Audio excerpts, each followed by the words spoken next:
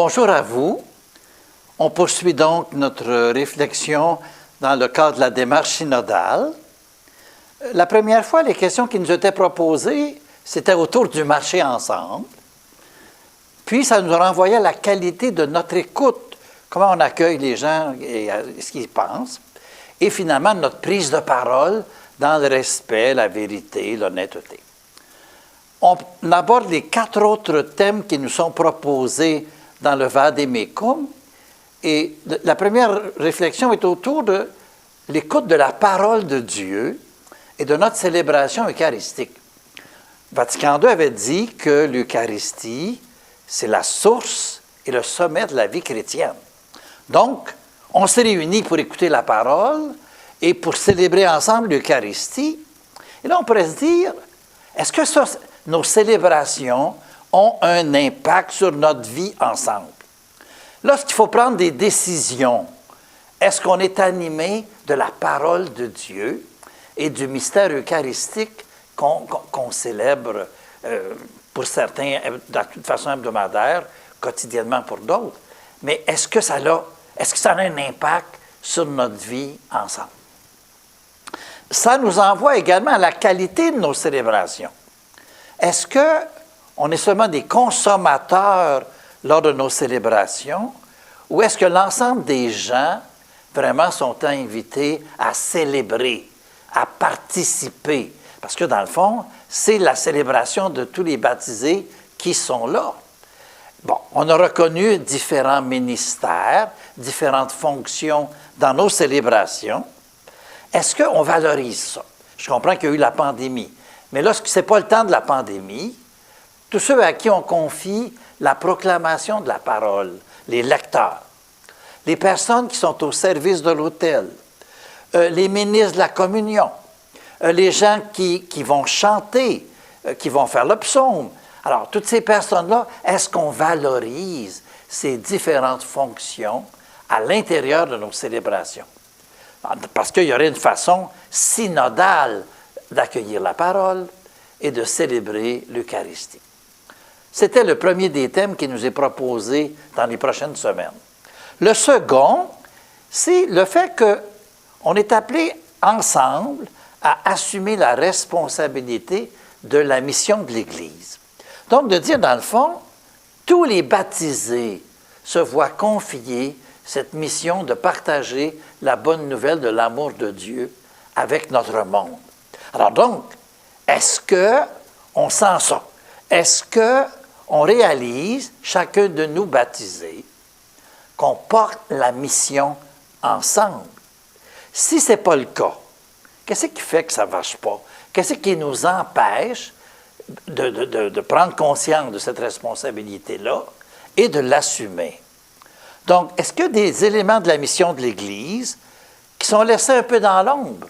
Hein, on dit souvent, bon, comme Église, il faut se rendre présent aux autres, il faut entrer en dialogue avec les autres, il faut s'engager à bâtir un monde de justice et de paix.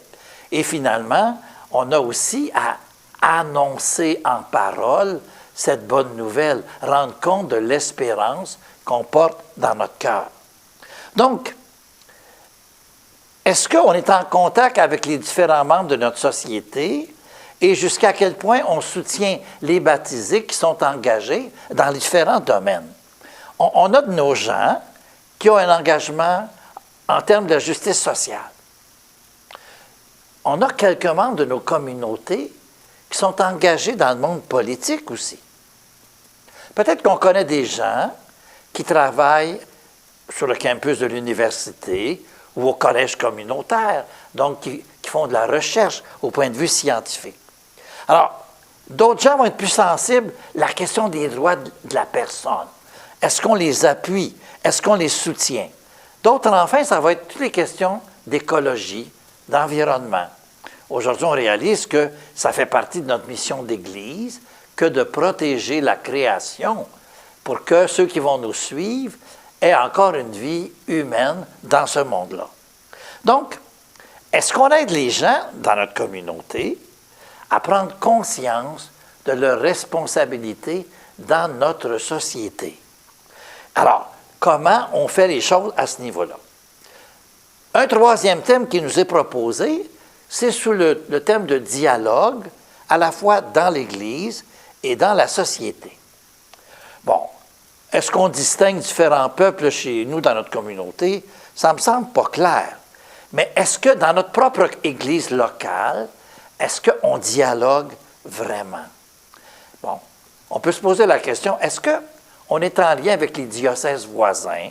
Est-ce qu'on fait place aux communautés religieuses, aux différents mouvements? Est-ce qu'ils peuvent entrer dans tout ce qu'on dialogue ensemble? Si on rencontre des façons de voir différentes dans notre communauté, comment on accueille les gens? Comment on vit les conflits et les difficultés? Donc, est-ce qu'il y a des problèmes dans notre monde à nous ici, dans le nord-ouest du Nouveau-Brunswick, auxquels il faudrait porter plus d'attention? Il n'y a pas beaucoup de gens des autres religions. On a sûrement quelques personnes de foi musulmane qui ne sont peut-être pas très bien organisées encore. Mais si on en côtoie dans notre travail, dans nos études, est-ce qu'on a une attitude d'ouverture et de dialogue entre eux? Puis même envers des gens qui ne croient pas, mais il reste que ce sont nos frères et nos sœurs. Est-ce qu'on a une ouverture de cœur et on est prêt à les écouter? Donc, dans le fond, on a à être attentif à ce qui se passe dans notre monde et apprendre des autres, que ce soit dans le monde de la politique, au niveau de l'économie, de la culture. Donc, dans le fond, d'être à l'écoute de tous ces gens et comme Église, on est appelé à apprendre. Le dernier élément qui nous est proposé dans la deuxième partie, lorsqu'on fait face à toutes ces questions-là, c'est la question de l'écuménisme. Bon, il y a présent dans notre milieu, peut-être pas partout. Je pense qu'il y a des communautés très homogènes chez nous, mais il reste que dans les communautés plus importantes, oui, il y a d'autres communautés chrétiennes, d'autres dénominations chrétiennes.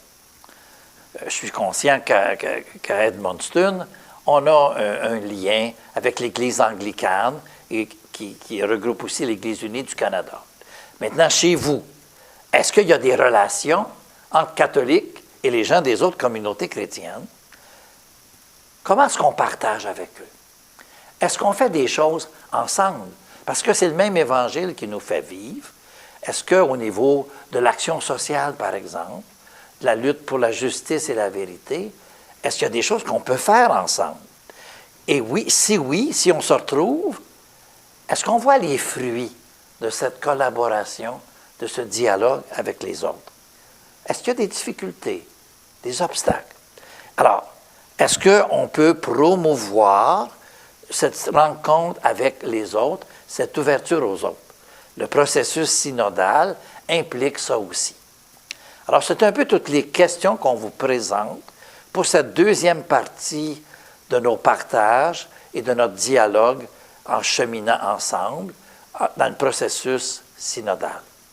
Bon partage à vous et à une prochaine.